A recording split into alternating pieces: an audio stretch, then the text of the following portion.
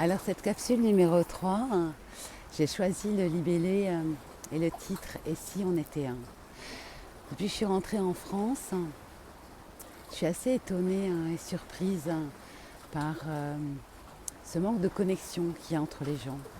Ce manque de connexion dans les regards, dans les mots. C'est comme si chacun se pensait séparé de l'autre et c'est comme si l'individualisme l'emportait sur le collectif. Et je me suis dit pourquoi ça me dérange autant. Et je me suis rendu compte que grâce à la culture balinaise, j'ai passé 12 ans là-bas et je suis arrivée en France il y a très peu de temps, j'ai intégré quelque chose de profond et qui change toute ma vision dans la relation humaine. Ce peuple pense que nous sommes un. Ça veut dire concrètement que tout ce que je fais à l'autre, je le fais à moi-même. Que l'autre est un peu une part de moi. Et qu'on a donc la responsabilité, dans nos liens affectifs, amicaux, familiaux, mais aussi dans les liens du quotidien, les gens que la vie met sur notre chemin. Ça peut être notre boulanger, ça peut être notre voisin, ça peut être quelqu'un sur le chemin d'une balade. De se connecter à lui parce qu'il n'est pas là par hasard et qu'il y a une interaction. Et cette interaction, plus elle est positive, et puis on influence son propre karma positivement, et puis on influence la vie positivement. Et comme tout est une question d'énergie et de boomerang, finalement, quand on est attentif à l'autre, ce qu'on voit en envoie ou ce qu'on offre à l'autre, c'est quelque chose qui nous revient toujours. Donc je trouve cette philosophie très jolie, et si on était un. Penser que chacun d'entre nous, on appartient à un tout, qu'on est interconnecté, et que plus je me comporte avec amabilité, serviabilité, générosité avec les autres, plus je suis attentive aux autres, et plus les autres seront attentifs à moi. Alors évidemment, ça ne signifie pas qu'on n'a pas des liens toxiques à couper, qu'on n'a pas à se préserver d'un certain nombre de personnes qui n'ont pas un apport positif dans notre réalité ou qui ne correspondent pas aux relations qu'on désire.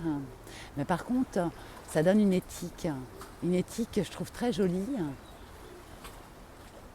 parce qu'elle nous sert, nous, positivement, et à la fois elle sert le monde. C'est comme l'effet papillon. Si vous avez la délicatesse, la gentillesse de faire un compliment à quelqu'un, vous lui faites du bien. Et s'il se sent bien, il y a de grandes chances qu'il se fasse du bien à quelqu'un d'autre. Et ça devient comme une spirale virtueuse, élégante. Et donc, dire bonjour au chauffeur de bus et lui demander comment il va, sachant qu'il prend la responsabilité de vous conduire d'un endroit à un autre, je trouve ça chouette.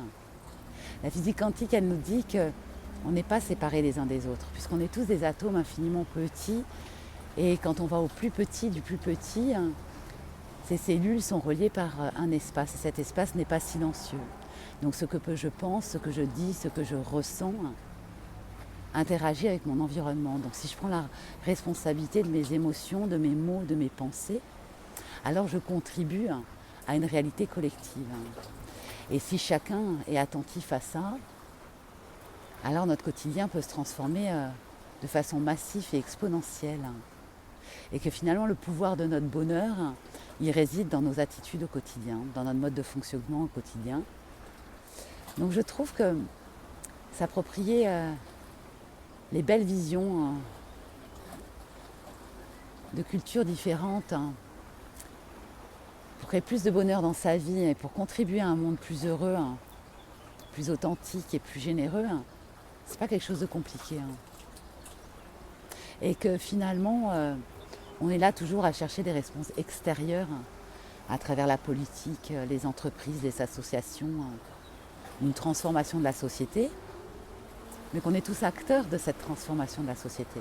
Que nos comportements, nos choix, nos façons d'interagir ou de ne pas interagir impactent sur notre vie et sur celle des autres.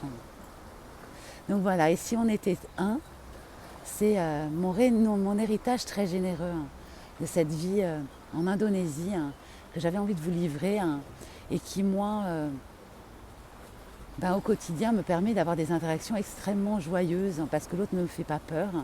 Et donc je vous souhaite à chacun de pouvoir intégrer et vous remplir de cette vision magnifique de si on était un.